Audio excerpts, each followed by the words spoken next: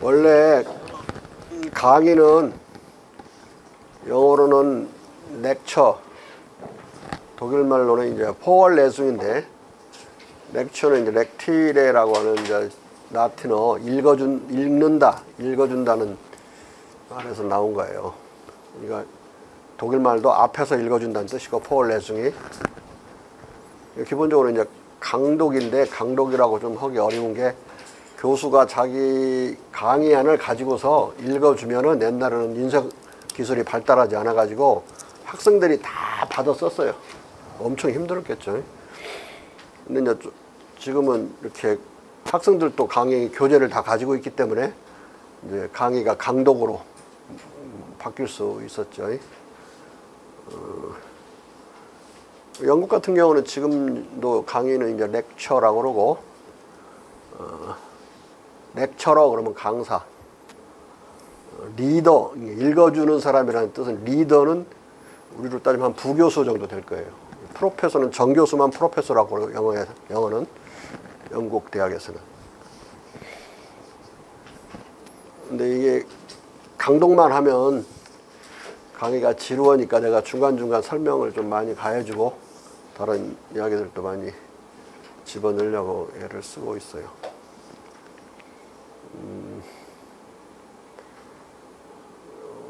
요새 내가 지금 한 이틀간 손해를 많이 봤는데 그 북한에서 정상회담을 하는 통에 내 그 유튜브 조회수가 급격히 떨어져 가지고 어저께 내내 10명밖에 늘질 않는 더 중요한 일들이 이제 있으니까 그렇게 될 것 같은데요.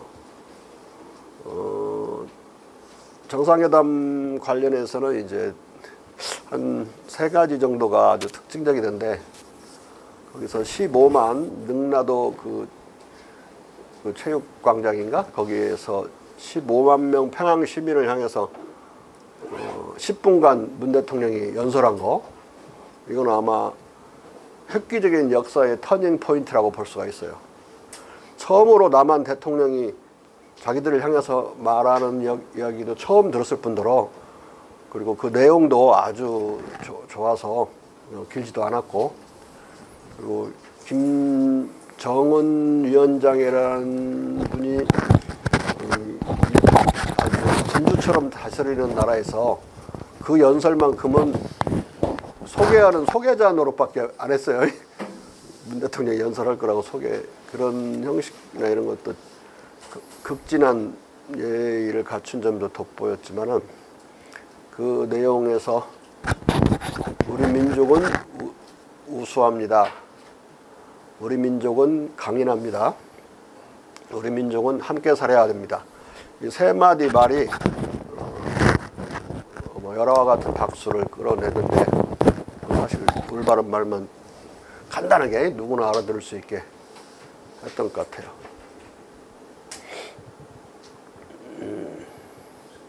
그리고 2번째는 아주 특징적인 게 이산가족 중에 못 만난 분들이 너무 많아가지고 그걸 내가 늘 얘기하고 바라던 그 면회소, 상설 면회소를 설치하기로 남북이 합의했다. 아마 우리가 통일이 되면 이산가족들이 쉽사리 만나고 그럴 수 있겠죠. 통일이 될 날까지 기다렸다가 만나고 그러면 뭐 연로해서 돌아가시는 분들이 너무 많을 거예요. 그러기 전에 이 상설 면회소에서 만날 수 있다면 통일이 된 거나 다름없는 효과를 올릴 수 있는 거죠. 그리고 이제 이런 건 우리 민족관에는 중요한 이야기인데, 다른 하나는 이제 국제적으로 중요한 것은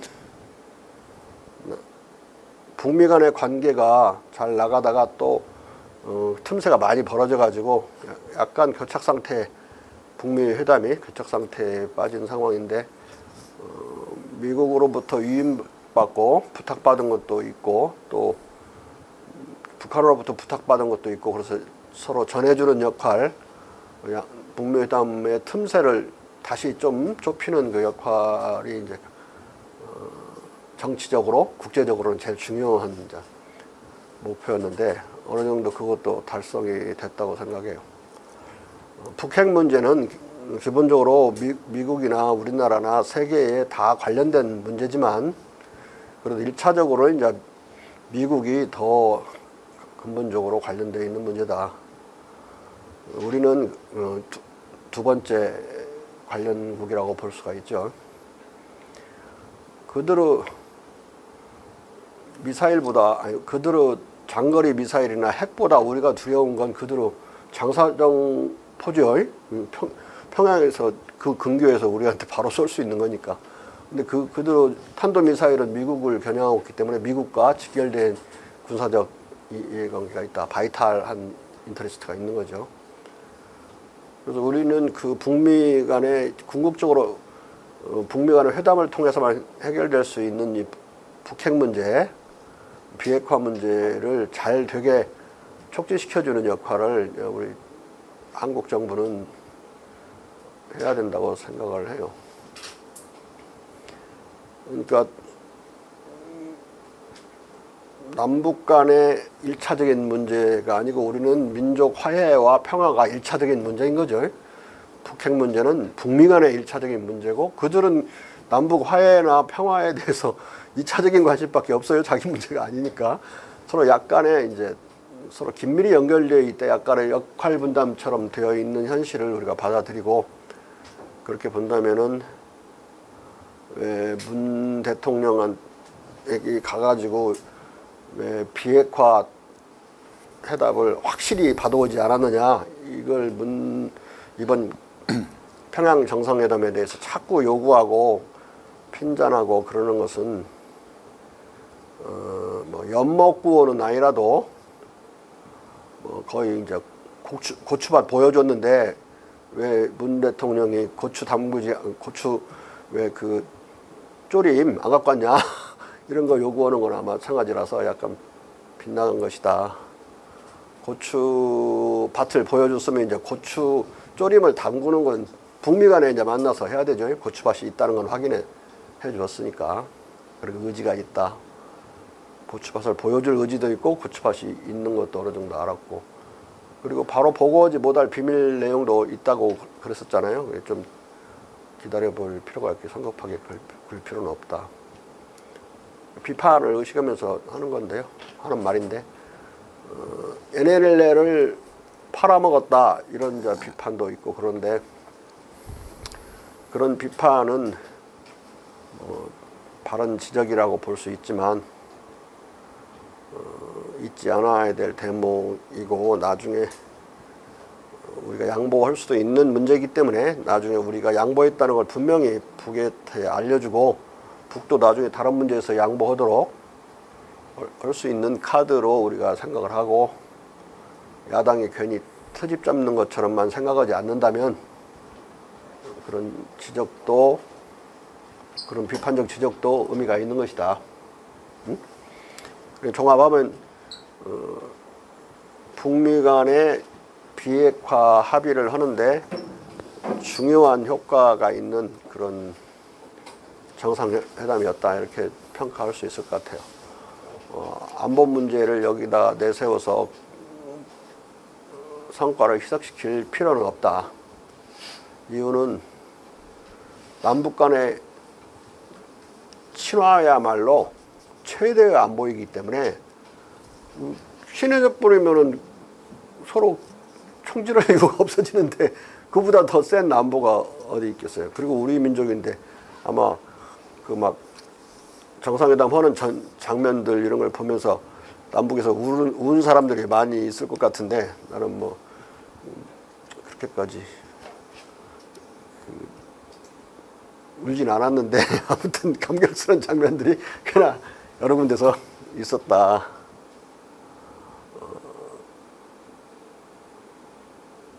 이 과정의 하이라이트는 나는 두 가지라고 봐요. 이 과정, 김정은 위원장이 금년 내에 서울에 답방을 하고 언제 선후가 어떻게 될지는 모르겠지만 북미 간에 평양에서 트럼프와 김정은 간의 정상회담이 이루어진다면 이 평화 과정과 비핵화 과정은 돌이킬 수 없는, 거의 돌이킬 수 없는 전진을 보지 않을까 이렇게 생각을 합니다.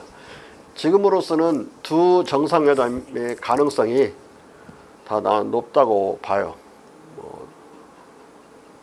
어디서 엄청난 광풍이 불어오지 않는 한 가능하다고 봅니다. 좀 지켜보면서 기대를 갖고 지켜볼 필요가 있고 성원할 필요가 있죠. 이 과정은. 그렇다고 해서 경제 문제가 해결된 것도 아니고 어저께 똑같은 그 시간에 때에 국제 무역기구나 이런 데서 올해 성장률 3.0 기대치에서 2.7로 내려서 조절한다고 그게 발표되고 그랬는데 그건 진짜 또 암울한 소식이죠. 이 부동산업자에게는 어떨지 모르겠지만 아무튼 금방 들어온 소식인데 다음 달 30일 날 한미 연합사에서 갑오열한과 갑진열한 강연을 해달라는 의뢰가 들어와서 한다고 금방 답변을 하고 왔는데 한미 연합사 대로 10월 30일 거기서는 이거 못 찍어. 군 내부로 안 된다고. 사진 하나 찍어주면 다행일 것 같은데. 아무튼 아니요, 영어는 할 필요 없대요. 한국말 할 줄 아는 미군은 듣겠지. 아마 안 들을 거야. 거기는 이제 제일 높은 분이 부사령관 대장이죠. 대장. 장군들이 거기도 많아요. 수십 명 있는데 전체 한 100여 명에서 영관급도 물론 많이 있고. 자, 우리가 지금 해야 될 페이지가 공자의 인신론과 역학 181페이지 2.2 박학 신문과 경험의 확충 읽어보세요. 경험에서 배우는 것을 먼저 고찰해보자. 베이컨은 말한다. 우주의 조직, 그 구조는 모든 측면에서 길이 아주 자주 불확실하고 한 사물 또는 한 표시의 유사성은 기만적이고 본성들의 뒤틀림과 변화는 아주 빗나가고 뒤엉켜 있는 미로와 같다. 우리는 가끔 빛나지만 또 가끔은 가려지는 감각들의 불확실한 불빛 속에서 경험의 숲들과 객의 사물들을 뚫고 나아가야 한다. 이런 상황에서 경험이 한두 번으로 그치거나 미미한 경우에는 최초의 관념을 명확화하거나 시종, 본말, 선후관계와 인과관계의 가닥을 잡기에 충분치 않다. 지난 시간에 얘기했듯이 이성보다 감성을 중시한다고 그래서 감성은 늘 항상 옳고 정확하게 파악한다 그런 뜻은 아니라고 그랬어요. 다만 감성이나 이성이 양쪽 다 오류 가능성이 있는데 이성의 오류는 바로잡기가 어렵고 대단히 고집스러운 측면이 있다. 근데 감성의 오류, 경험의 오류는 다른 경험을 통해서 또는 다른 감각을 통해서 바로잡기가 쉽다고 그랬죠. 그래서 그렇다면 계속 감각적인 경험을 많이 누적할수록 커렉트한 올바른 내용을 진리를 얻을 수 있다. 한두 번에 그치거나 미미한 경험보다는 다문다견 많이 듣고 많이 보는 거, 이 다문다견의 경험만이 좀 더 참으로 그 본 상태에 확실히 다가설 수 있다. 좀 더 확실하게. 자.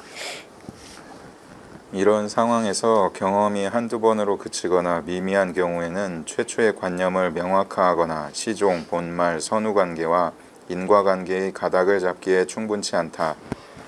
최초의 흐릿한 관념을 확충, 명확화, 일반화하고 경험들의 가닥을 잡아 연결관계를 수립하고 지식을 낳기 위해서는 상술했듯이 많은 기억과 많은 경험, 즉 많이 듣고 많이 반복적으로 보는 것이 필요하다. 경험은 반복적 기억 또는 많은 기억이다. 여기서 경험의 데피니션, 정의를 보세요. 많은 것에 대한 기억이거나 많은 기억이 경험이에요. 한 번 기억하는 걸 갖고 경험이라고 부르지 않는다. 이건 뭐 합리론자나 경험론자 양쪽에서 다 경험에 대한 공통된 정의이기 때문에 알아둘 필요가 있어요. 자. 많은 기억과 많은 것들의 기억은 많이 듣고 많이 보는 것, 즉 다문다견을 요한다. 다문다견은 부실한 견문을 충실하게 하여 충실한 경험으로 만들어준다. 다문다견은 경험을 확충하는 방법이다. 인간은 생이지지하지 못하는 존재, 즉 신처럼 본유지식을 지녀 만사를 아는 존재가 아닌 것이다. 따라서 인간은 다문다견을 통해 많은 것에 대해 많은 기억을 만들고 이것으로부터 점차 지식을 얻어 쌓아나갈 수밖에 없다. 그러므로 인간적 지식은 생이지지의 신지에 못 미치는 차선의 지식이다. 이것은 다문다견을 통하지 않으면 획득할 수 없는 지식이기 때문이다. 그러므로 공자는 인간적 지식의 차선성을 여러 번 강조한다. 인간적 지식이란 신적 지식과 대비해서 쓴 말이에요. 신은 이렇게 경험 많이 할 필요 없지만 인간은 경험을 많이 해야 알 수 있는 거다. 자. 이에 관한 그의 어록들을 이전 인용한 것까지 다 종합해보자. 많이 듣고 그중 좋은 것을 택해 그것을 쫓고 많이 보고 아는 것은 차선의 지식이다. 태어나면서 차선이라는 것은 신의 지식 다음의 지식이다 이 말이에요. 또는 신이나 우리가 말하는 성인, 신적인 성인의 지식 다음의 지식, 차선의 지식. 태어나면서 아는 것이 상등이라면 이건 신이나 다시 성인은 태어난 모습부터 아는 거죠.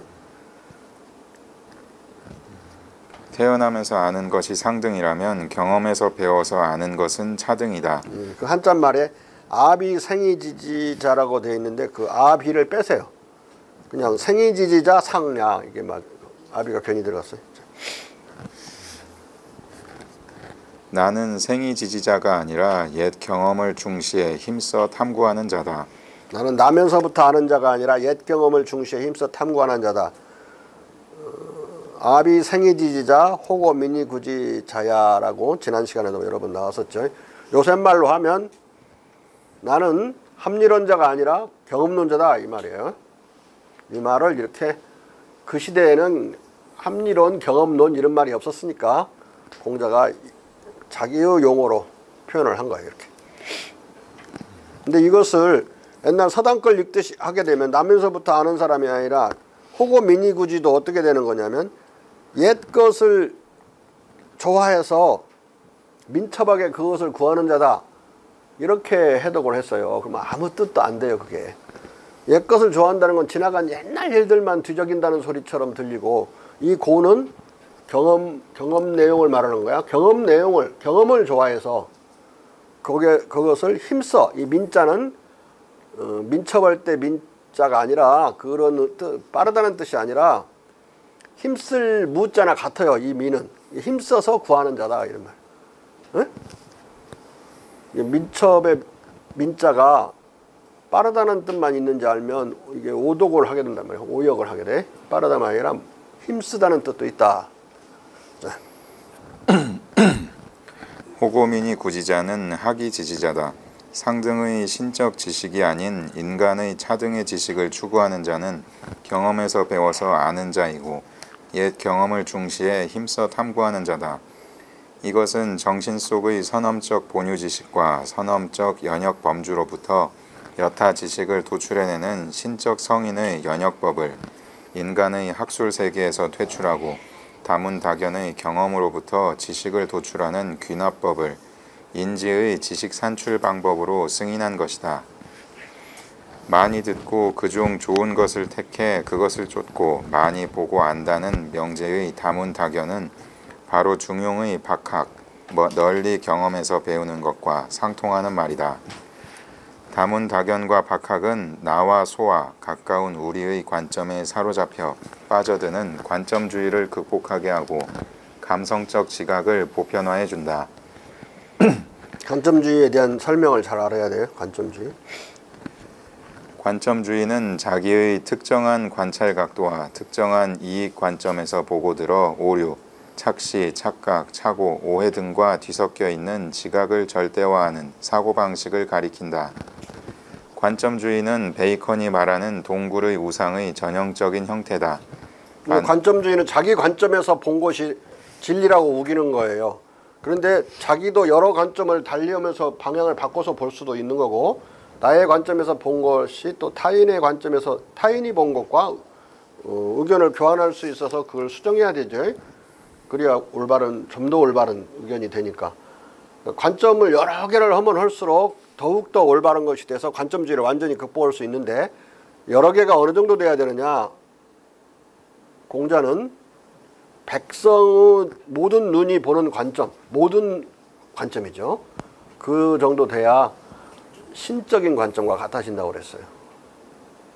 그래서 그 유명한 태제, 무왕의 혁명선언문을 태서라고 그러는데, 태서의 중이 있는데, 상중하 세 개의 태서가 있는데, 거기에 천시자아 민시, 하늘은 우리 백성이 보는 것을 통해서 보고, 천청자아 민청, 하늘은 우리 백성이 듣는 것을 통해서 듣는다. 그러니까 이 하늘이 별도의 눈과 별도의 귀를 가지고 있지 않아요. 하늘의 귀나 눈을 본 적 없죠. 우리 백성이 보는 걸 통해서 보고 백성이 듣는 걸 통해서 듣는다는 것은 백성의 귀와 눈이 하늘의 눈이라는 소리예요.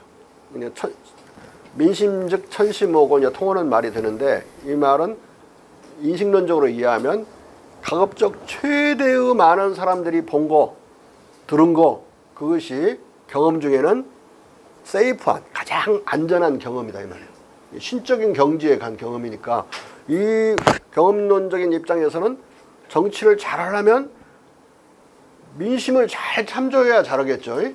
근데 이런 신적인, 태어날 때부터 아는 것처럼 구는 합리론자들은 백성의 경험적인 말들이나 민심을 가급적 무시하고 물리치고 깔아뭉개야만 정치 잘한다고 생각하겠죠. 플라톤이나 칸트 이런 사람들이 생각한 그 지식이에요. 그게 합리적 지식.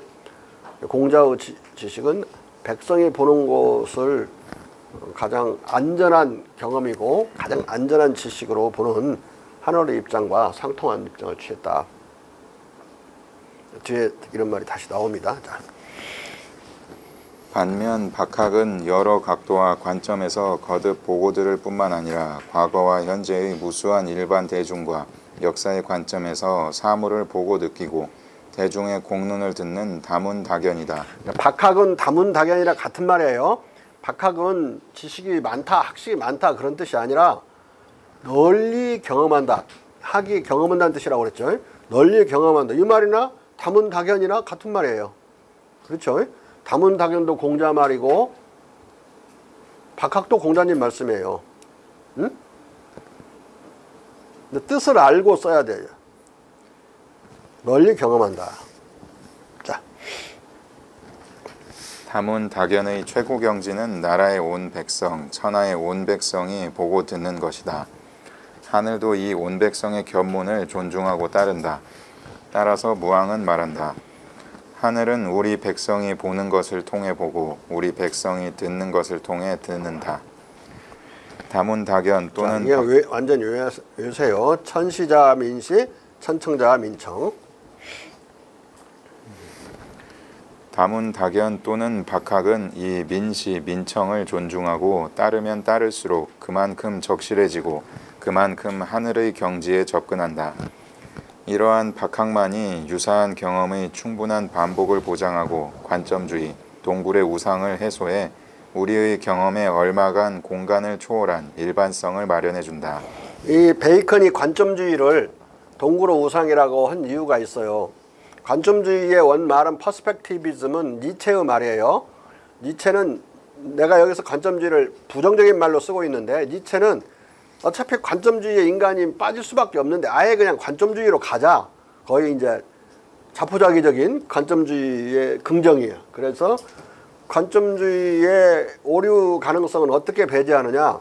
안 따르는 자, 내 관점을 안 따르는 자는 감옥에 쳐놓고 가스실어 꼬실러 죽이고, 그렇게 해서 나의 관점을 유지하면 하나의 새로운 세계가, 즉 제3제국 같은 세계가 만들어질 수 있다. 폭력으로 이 관점을 수호하는 거예요.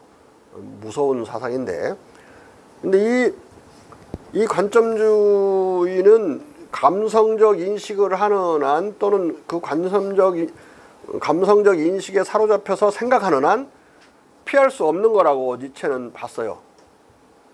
그런데 공자는 피할 수 있다고 그랬죠. 다문다견, 박학, 민시, 민청 수준으로 우리의 경험을 넓힘으로써 이 관점주의를 극복할 수 있다고 본 거예요. 그런데 칸트는 어떤 입장을 취했느냐. 인간의 감성은 내가 차다는 것은 남은 차다고 안 할 수가 있기 때문에, 또는 내가 달다가는 건 남은 안 달다고 할 수 있고, 나는 싱겁다는 건 남은 짜다고 할 수 있기 때문에, 다 이 감각에 사로잡히면 관점주의에 무조건 휩쓸리기 때문에 거기서 벗어나려면 합리적으로만 사고해야 된다. 사유는 보편적이고, 그러니까 감각은 특수하다. 특수성에 사로잡힌다. 이런 전제를 깔고 있어요. 근데 여러 번 내가 얘기하지만 인간의 감각도 전 세계적으로 보편적이다. 개인차는 약간씩 있을 수 있지만 짠 것은 전 세계적으로 짠 것이고, 다만 개인차나 민족 간의 그 차이가 조금 있는 건 그 보편적인 유사성에 비하면 사소한 거예요. 생각이야말로 인간의 지능에 따라 너무 달라서 천치도 있고 백치도 있는데, 아인슈타인 같은 천재도 있잖아요. 인간의 두뇌 생각하는 능력이야말로 엄청난 차이가 있어요. 그런데 아무리 천치라도 예절 감각도 알고 도덕 감각, 도덕 감정도 갖고 있고, 효자도 많아요. 머리 나쁜 사람들 중에. 도덕 감각까지 그렇게 풍부하게 갖고 웬만한 보고 듣는 걸 다 할 수 있다면 감각이야말로 사유보다 더 보편성이 있는 거죠. 칸트식의 거리에 빠지게 되면 사유 쪽으로 너무 몰려가게 된다. 올바른 입장도 아니에요. 자, 그렇다면 그 칸트의 그 구조를 가치관만 싹 바꿔가지고 니체처럼 그대로 써먹을 수 있죠. 좋아. 관점주의에 빠져보자 아예. 그러면 그 오류 가능성은 폭력으로 배제하면 되지 않느냐. 그러니까 이 칸트와 니체의 사이에는 그야말로 시간장치 하나만 풀어버리면 칸트는 바로 니체가 되는 거예요. 니체와 칸트 사이는 논두렁 하나 차이다. 그게 뭐 크게 다른 것처럼 생각하는 사팔뜨기 철학자들이 많은데 전혀 그렇지 않다. 돌파리 철학이나 다름없어요. 그렇게 생각하는 자들. 시간장치 하나만 풀면 칸트는 니체로 변한다. 그 철학 세계에서 니체가 나오고 히틀러가 나오는 거예요. 히틀러고 니체는 논두렁 하나 차이고, 니체하고 칸트는 또 논두렁 하나 차이면, 히틀러하고 칸트는 논두렁 2개 차이네 그냥. 그 독일 세계에서, 독일 철학 세계에서만 나올 수 있는, 그리고 그 기독교적인 세계관에서만 나올 수 있는 그런 사고가 그런 나치즘이다.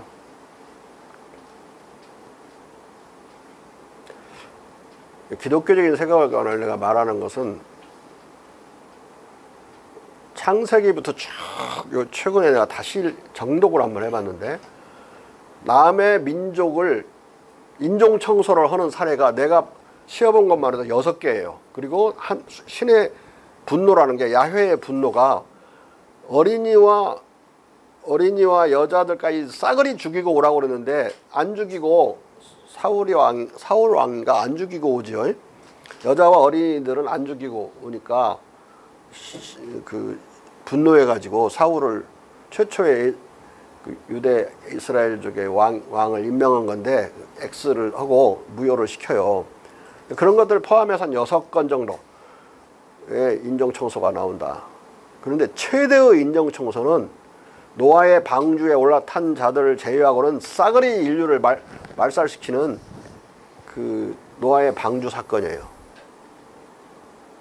근데 히틀러가 맨날 그 성경책 두꺼운데 그 다 사람들이 읽겠어요? 앞부분 읽다 말고 앞부분 읽다 만 사람이 엄청나게 많을 거야. 기독교 세계권에서. 왜 사람 인종청소한 것만 읽다가 끝나는 경우 많아요. 근데 히틀러가 그걸 아우슈비츠에서 그렇게 인종청소를 했단 말이에요. 가스실에서.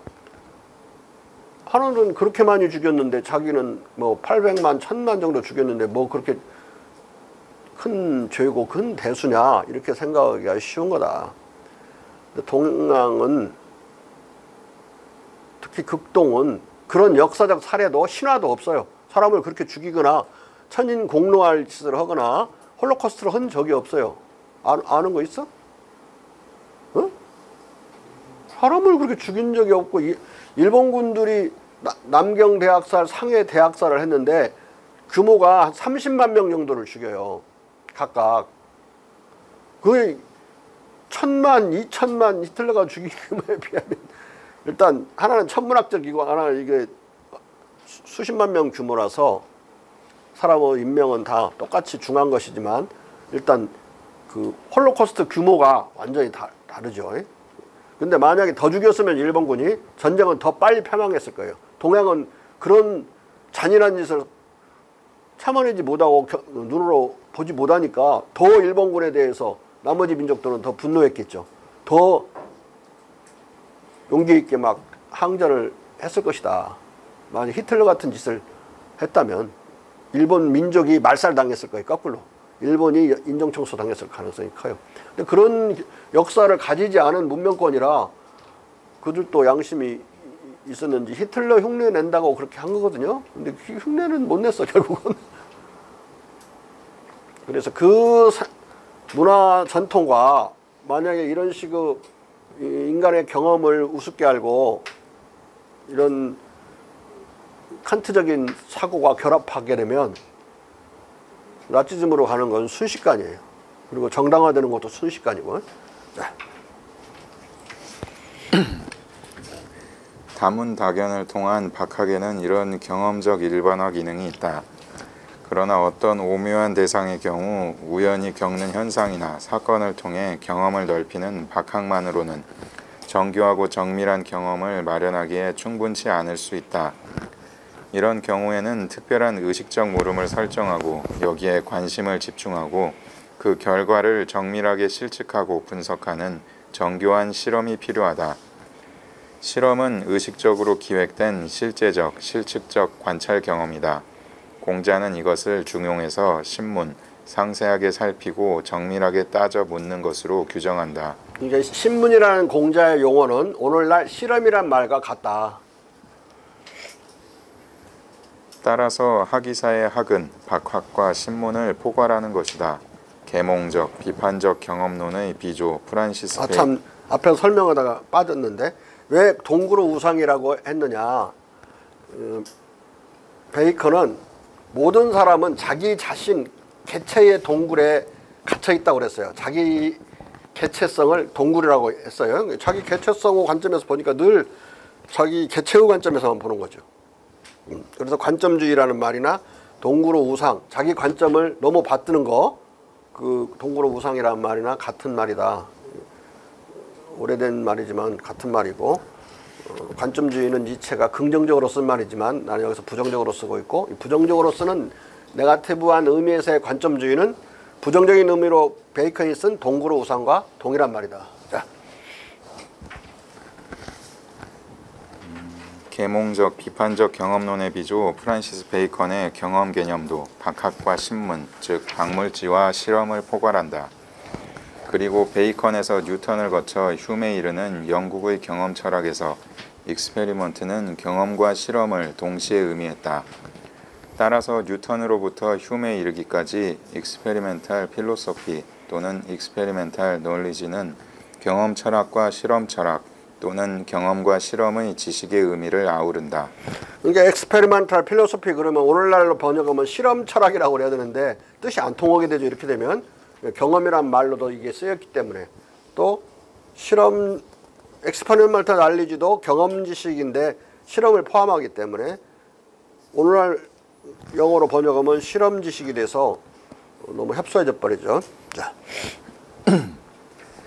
온고지신과 인과적 지식의 산출, 다문다견 또는 박학, 신문을 통한 경험적 신지식의 산출은 온고지신 또는 학이시습의 명제에 집중되어 있다.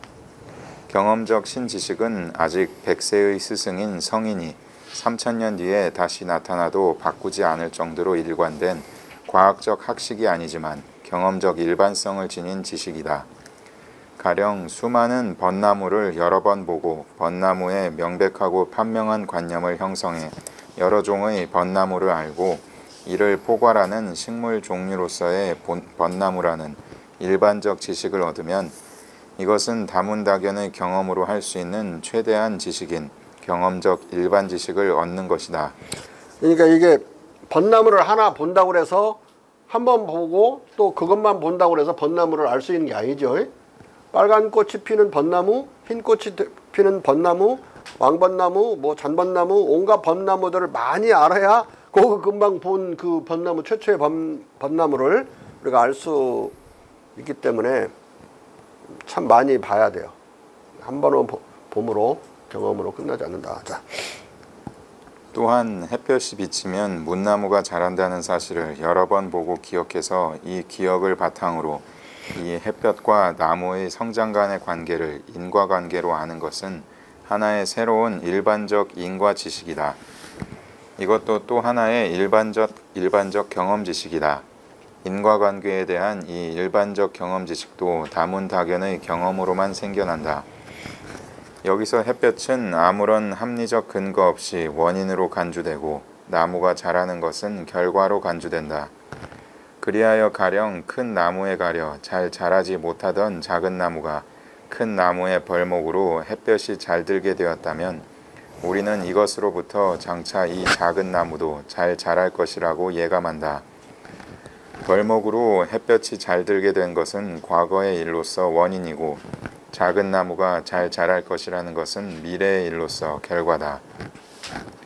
큰 나무의 벌목으로 햇볕이 잘 들게 되어 작은 나무가 잘 자랐다면 큰 나무의 벌목으로 인해 햇볕이 잘 드는 것과 작은 나무가 잘 자라는 것은 둘 다 과거의 사실로서 단순한 선후관계를 넘어 원인과 결과의 인과관계다. 숲에서 이와 유사한 인과관계를 여러 번 경험했다면 이 인과관계의 지식은 일반적 경험 지식이 되어 다른 간벌 사례에서도 작은 나무가 잘 자라게 될 것이라는 예감을 갖는다. 여기서 이와 유사한 인과관계라고 내가 그랬죠.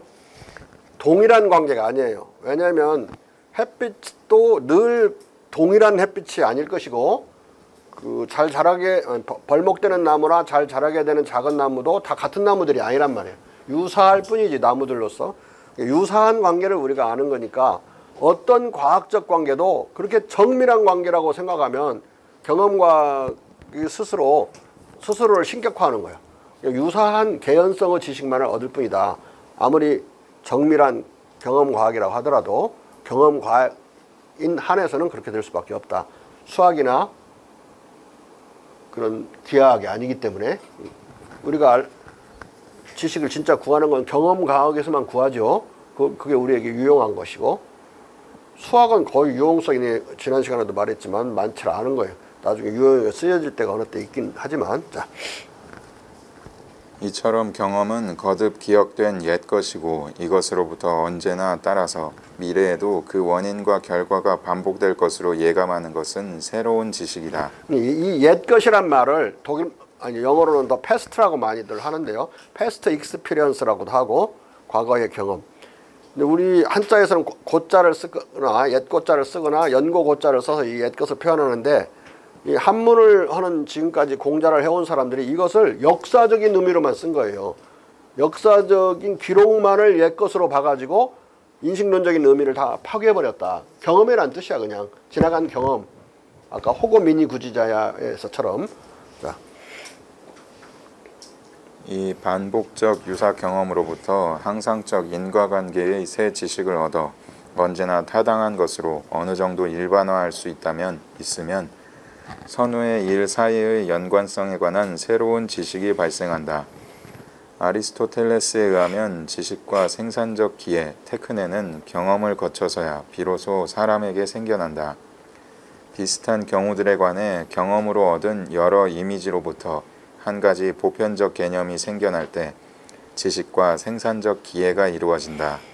여기서 지식과 생산적 기회는 오늘날은 경험과학 또는 과학기술이라고 하는 건데, 왜 여기서 아리스토텔레스를 앞에서도 인용하고 여기서도 인용하느냐. 아리스토텔레스는 플라톤과 달리 경험주의를 좀 인정을 했어요. 이 점에서는 아리스토텔레스는 칸트와 비슷하죠. 사유와 경험의 관계에서 사유가 주된 것이 돼 경험도 역할을 한다고 본 것이고, 플라톤은 경험을 적대했다. 경험을 오류의 원천이라고 생각했어요. 근데 에피쿠로스는 반대라고 그랬죠. 경험만이 진리를 알게 해주고 사유, 즉 이성은 오류의 원천이라고 그랬어요. 그러니까 플라톤과 에피쿠로스는 정반대 인식 이론을 갖고 있는 거죠. 자. 세계 안에 동일한 것은 없기 때문에 우리는 늘 유사한 것, 비슷한 것만을 언급할 수 있을 뿐이다. 알다시피 공자는 이 인과관계의 지식과 관련해 유명한 명제를 제시했다. 지난 경험을 거듭 배워 새 것을 알면 스승이 될 수 있다. 온고이 지시는 옛사람들의 지혜를 중시, 숭배해야 한다는 상고주의 명제가 아니라 새 것을 안다는 말에서 알 수 있듯이 지물의 경험론적 인식론이나 지인의 경험론적 해석학과 관련된 명제다.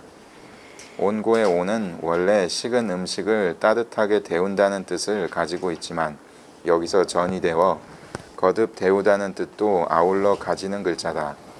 그 비유적 함의는 이전에 따뜻했으나 지금 온기를 잃은 선후 관계의 식은 경험을 유사한 것들에 대한 다문다견을 통해 거듭 뜨끈하게 데워 되살려내면 유사한 경험의 반복에서 벌목으로 햇볕이 들게 되는 것에 대한 유사 경험을 하면 이를 작은 나무의 성장과 연결시키는 습관이 생겨 작은 나무의 성장을 예감하는 조건반사의 심리기제가 마음속에 장치된다는 것이다.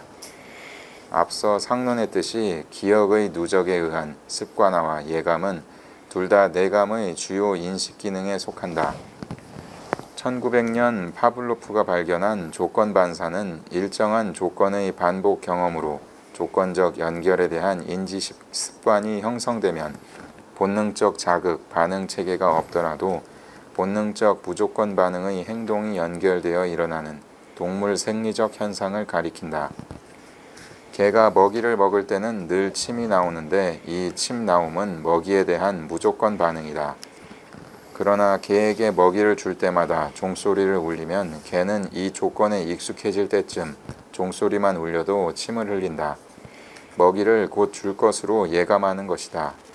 이 조건반사 기제는 인간도 마찬가지다. 이를 통해 아기와 어린이, 청소년을 학습시킨다. 그러나 조건, 종소리를 주면서도 무조건 반사에 대한 자극, 먹이 제공을 하지 않으면 또는 거꾸로 먹이만 주고 조건을 주지 않으면 이런 일이 반복될수록 습관이 해소되어 조건 반사가 소거된다. 이런 조건 반사와 조건 반사로 인간도 다른 동물과 똑같이 움직인다.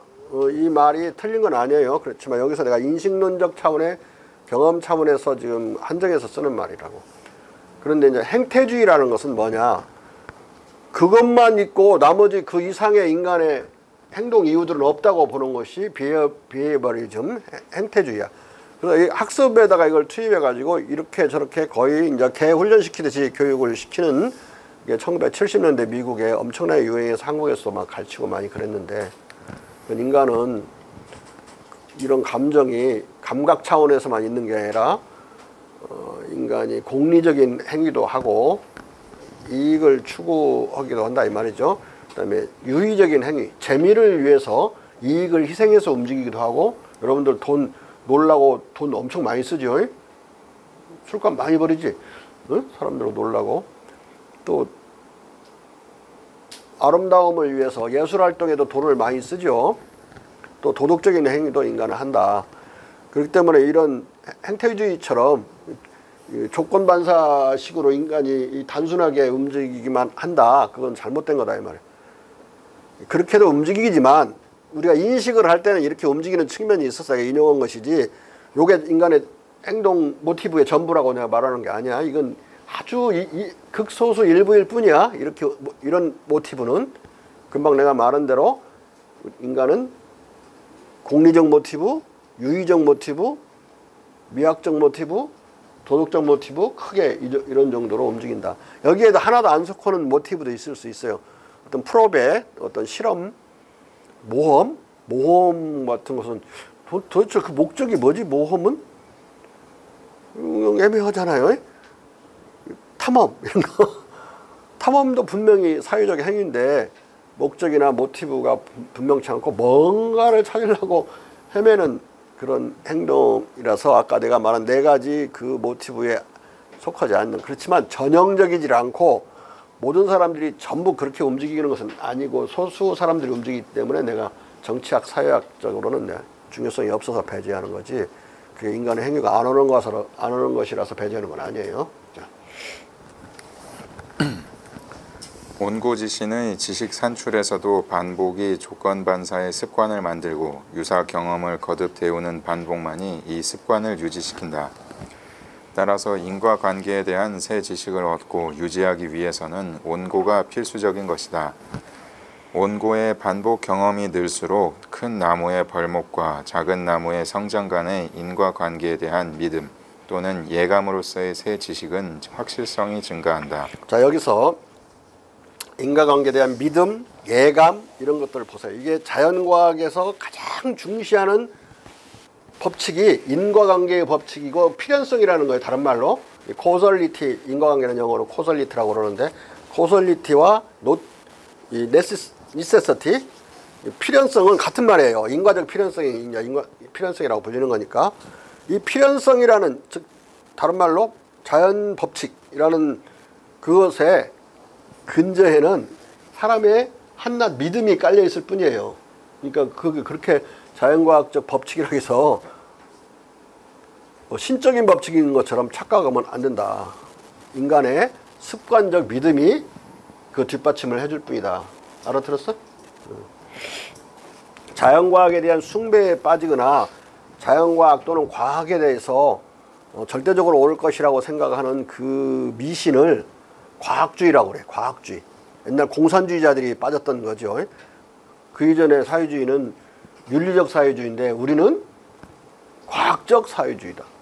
그 다른 니체와 히틀러가 공이 같이 생각했던 건 뭐야? 나시스무스. 인종주의는 과학적 인종주의다. 과학이다. 이 과학.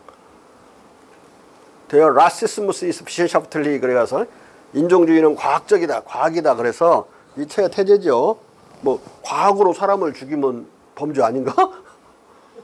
마치 과학적 사회주의로 인간을 다 망쳐버리면 이거 범죄 아닌 거야? 과학이 뭐 전부인 것처럼 너무 과학을 과신하는 거, 그건 미신이에요. 지금 우리가 여기서 보고 있듯이 하나의 믿음이나 예감에 지나지 않는 건데 과학의 가장 근저에 있는 그 필연성이라는 것이 너무 믿으면 안 되겠죠? 그러다 보면은 자꾸 완화하다 보면 확률 개념으로 가게 돼요. 여기서 10번은 벌목을 했더니 10번은 나무가 자랐지만 15번 했더니 2번은 나무가 안 자랐어. 또는 바람이 불어도 나무님이 5번은 떨어졌는데 6번째 가니까 안 떨어졌어. 그러면 안 떨어지고 안 자란 만큼 빼야 되겠죠. 그러면 확률로 가게 되는 거예요. 15분의 2는 아닌 거지. 15분의 13은 그렇다고 치더라도. 그리고 과학적 진리는 많은 경우 확률이 아닌 경우도 많아요. 이 형광등의 수명은 얼마나 될까? 이걸 뭐 어떻게 인과관계로 알 수 있는 거 아니죠. 이걸 계속 24시간 켜놓고 날짜 며칠을 켜져 있는지 봐서 그 전체 시간을 24시간이니까 5일이 켜져 있었다, 10일이 켜져 있으면 240시간 수명인 거지. 근데 어떤 것은 240시간, 어떤 것은 239시간 여러 번 실험을 해서 평균을 내는 수밖에 없죠.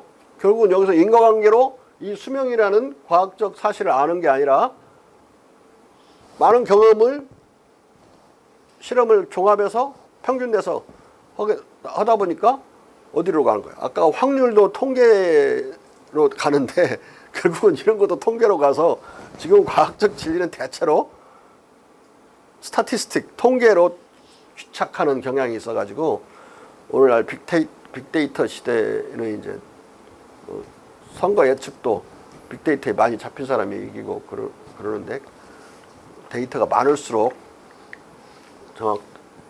정확도가 있죠. 근데 지난번 대선에서는 이번 지방선거에서는 서울시장 선거할 때 빅데이터가 높아도 정확지 않대.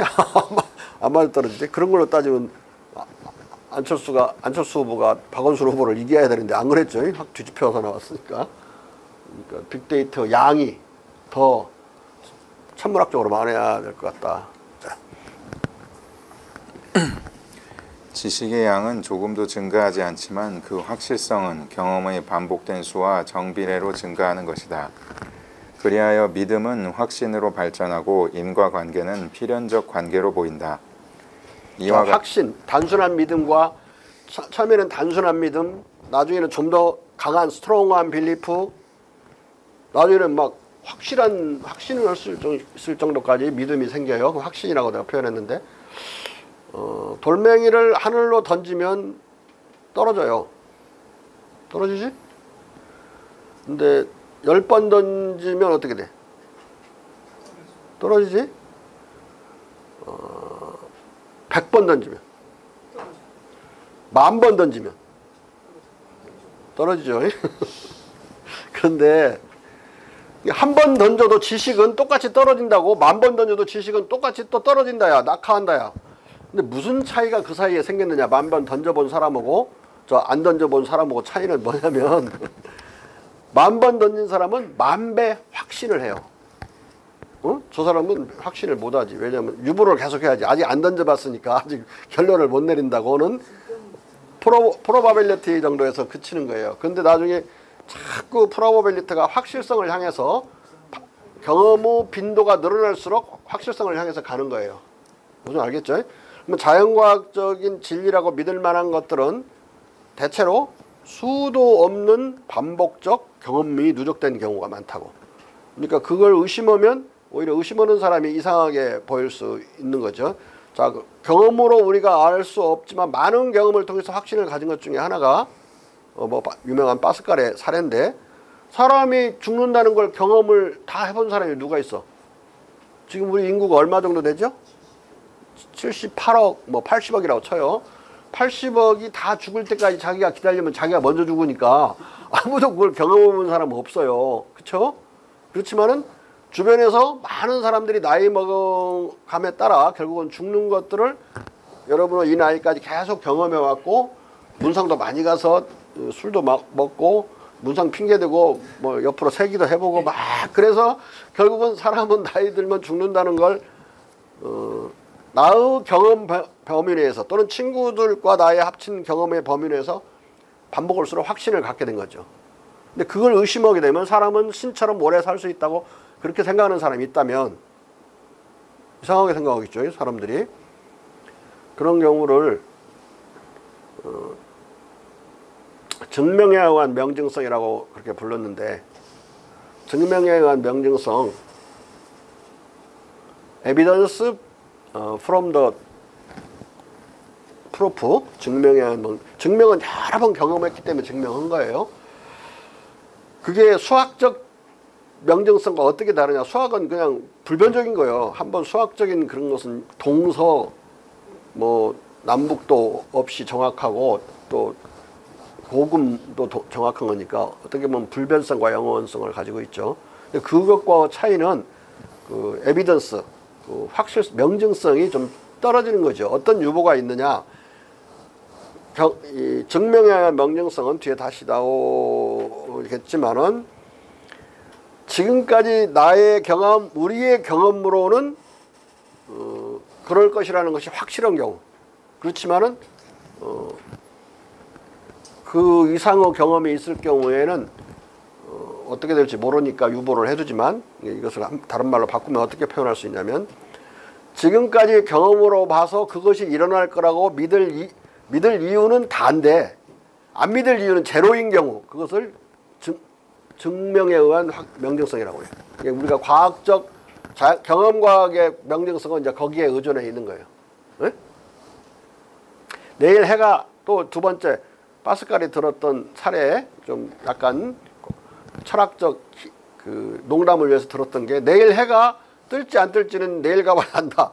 그렇게 만약에 의심한다면 칸트는 데이비드 휴미 그렇게 의심했다고 회의주자로 몰았는데 휴는 그런 적 없어요. 휴는 오히려 거꾸로 파스칼의 이 말을 인용하면서 그것까지 의심하는 자는 그 사람들한테 우습게 보일 것이기 때문에 그렇게 수학적인 명정성과 그런 개연적 명정성, 아까 확률, 명정성 사이의 중간에 증명에 의한 명정성이라는 두 번째 범주를 설치하는 의견에 동의했던 거예요. 내일 해가 햇빛이 내리쬐지 않고 너무 우중충하거나 구름이 낀 경우, 비가 오거나 구름이 낀 경우에도 해가 뜬 걸로 봤을 때, 다만 가려졌을 뿐이지 뜬 거죠. 봤을 때 내일 해가 뜰 가능성은 해가 뜬다고 믿을 이유는 다고 안 믿을 이유는 없는 거예요.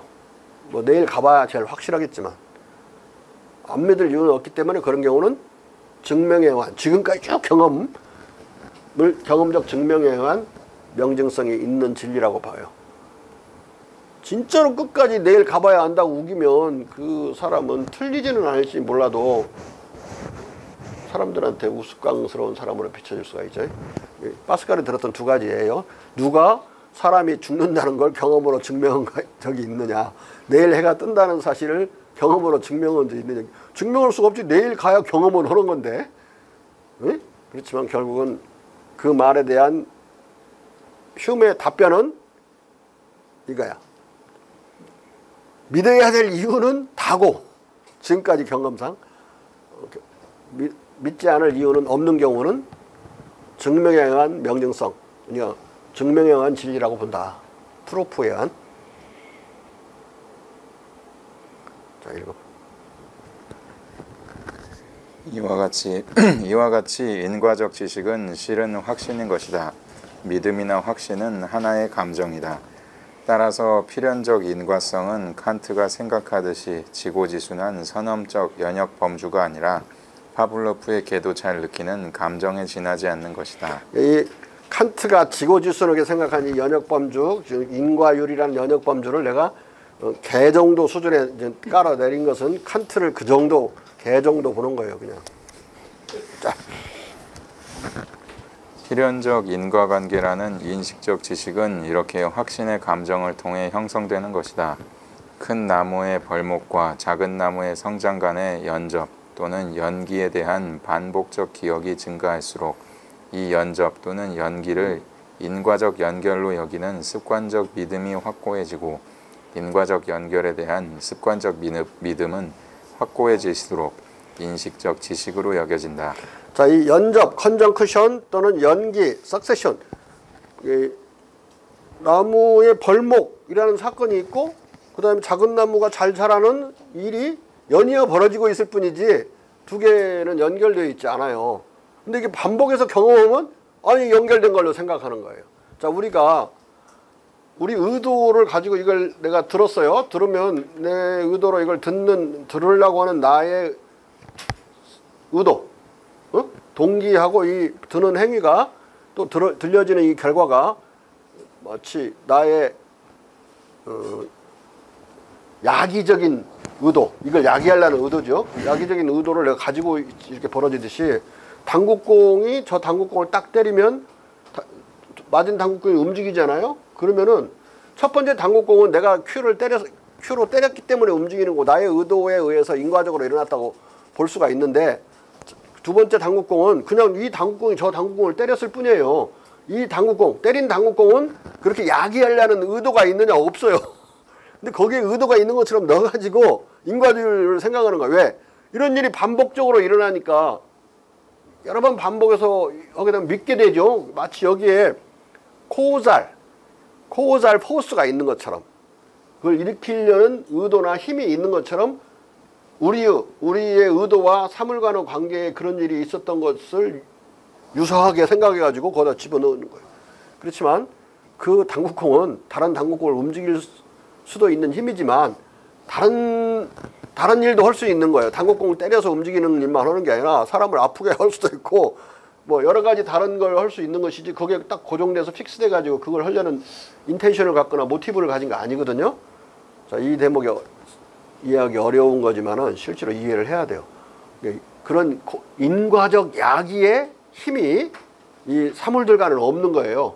우리의 정신과 사물과의 관계처럼 우리가 착각을 할 뿐이지. 근데 그 착각은 경험이 반복될수록 아주 자연스럽게 습관화될수록, 습관은 왜 되느냐, 반복되면 습관이 생기는 거니까 헤비트에 의해서 그냥 자연스럽게 그런 착각이 벌어지는 거예요. 엄격한 의미에서 착각이에요. 연이어 일어나는 것을 연결되어 일어나는 걸로 착각하는 거다. 심지어 여기서 영화를 만들 때 어떻게 하죠? 여기서 이 사람이 버튼을 딱 누르는 걸로 하고 누르는 걸 장면 하나 보여주고 저쪽 건물이 엄청나게 폭파하는 장면을 보여주면 영화를 보는 사람은 이걸 눌러서 저게 폭파한 걸로 생각해요. 이 누르는 일하고 폭파되는 일은 영화 만드는 사람들은 별도로 따로따로 작업을 했는데 그렇게 생각을 하죠. 응? 그 연접적인 일일 뿐인데 우리는 그렇게 폭발을 시키는 경우들을 알거나 또는 경험을 했기 때문에 다이나마이트 폭파하는 걸 경험했거나 알기 때문에 그렇게 집어넣어서 생각한다. 집어넣어서 영화를 볼 수 있는 거야. 그렇게 감정이입을 하든지 뭐 지식을 집어넣어 가지고 영화를 재미있게 보는 거죠.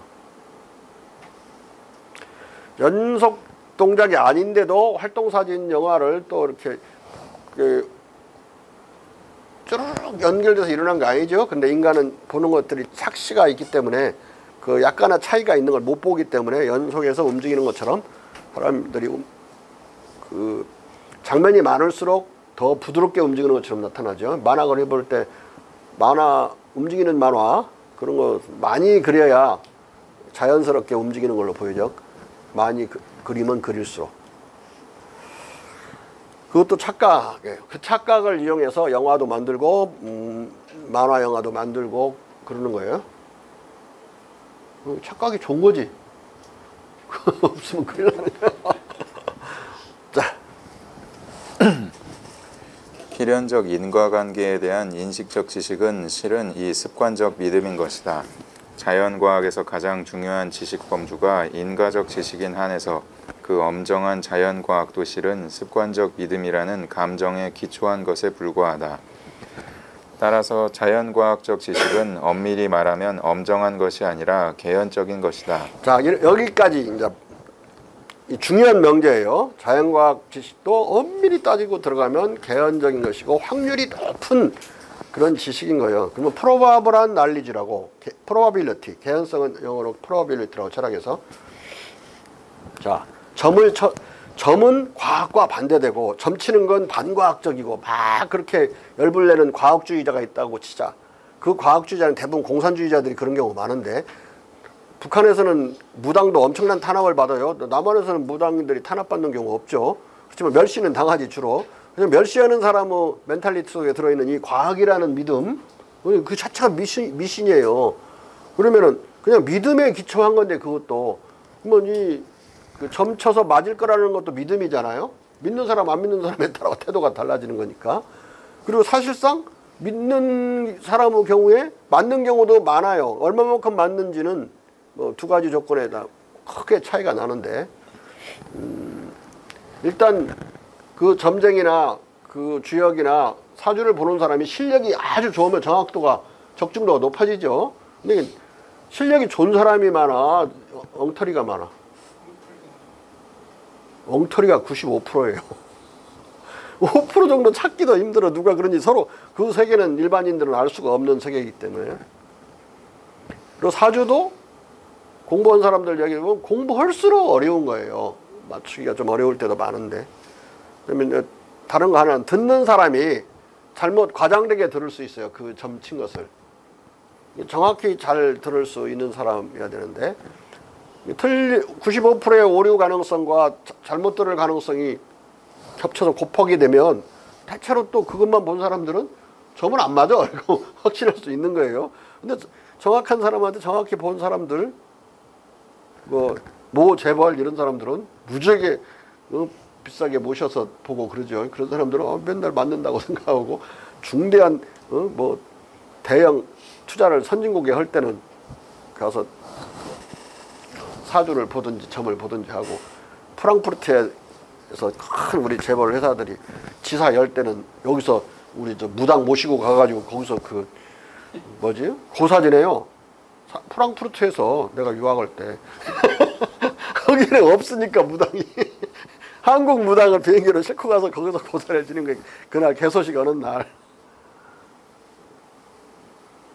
자, 그러면 그것을 과학의 한복판인 프랑크푸르트에서 어쩌고저쩌고 그 경멸적인 말을 하는 거 무슨 거죠? 이 책 제일 뒤에 보면 낸시 대통령 부인, 낸시 남편이 누구였죠? 레이건 대통령의 부인인 낸시 여사가 백악 가서 맨날 점을 쳤어요. 자기 남편 오늘 연설 잘 나갈까 안 나갈까 이런 거. 근데 미국은 과학의 나라고, 그 과학의 나라의 한복판이 워싱턴이고, 워싱턴에서 진짜 권력의 중추가 백악관인데 그 안에서 점을 쳐가지고 맨날 가심난에 씹히고 비판받고 그랬어요. 그럼에도 멈추지 않았다. 왜? 맞더라 이거야. 이런 입장에서는. 과학도 맹신하면 큰 문제가 있듯이 공산주의자들이나 나치즘처럼 점도 맹신을 하면 큰 문제가 있을 수 있어요. 두 개 다 맹신하는 걸 우리가 저하고 꺼려해야지, 두 개를 너무 층위를 두어가지고 뒤에 역학을 지금 가르치려고 그러는데 역학은 틀렸고 미신이고 앞에 황태웅 교수의 이 책은 앞부분은 과학이고 이렇게 보면 안 된다 이 말이에요. 두 개가 다른 지식을 다루기 때문에 간섭현상을 배제하려고 여기서는 우리가 사물을 아는 문제를 다루고 있고, 뒤에 역학은 지천, 하늘을 아는 거, 하늘의 뜻을 아는 걸 다룬다. 두 개는 방법론도 완전히 다르다고 그랬어요. 자. 감정은 약화되거나 변할 수 있고, 반복은 동일한 현상의 동일한 반복이 아니라 유사한 현상의 유사한 반복이기 때문이다. 앞서 시사했듯이 확고한 습관적 믿음 또는 습관적 확신은 두 현상의 인과적 연결로 여겨지는 연접관계에서 앞의 현상, 큰 나무의 벌목만이 지각되고 아직 뒤의 현상, 작은 나무의 성장이 나타나지 않았어도 곧 뒤의 현상이 뒤따를 것으로 예감하거나 예견한다. 예감은 습관적 믿음이 있을 때만 가능하다. 이 예감 또는 예견은 예상 또는 예측이라는 상상적 사유작용의 기초가 되는 감각적 지각이다. 종합하면 유사 경험이 거듭되어질수록 습관적 조건 반사 기제는 확고해지고 습관적 믿음의 확실성은 증가한다. 이 확실한 믿음 또는 확신에 힘입어 큰 나무의 벌목과 작은 나무의 성장 간의 단순한 연접 또는 단순한 계기는 필연적 연결로 바뀐다. 그러므로 온고지시는 경험에서 배우고 때맞춰 이 경험적 배움을 복습하고 이를 통해 식은 경험을 새 경험에 의해 다시 뜨겁게 데워 이 생생해진 경험들을 필연적 인과관계로 연결시켜 인과관계라는 새 것을 아는 박학 신문의 과정이다.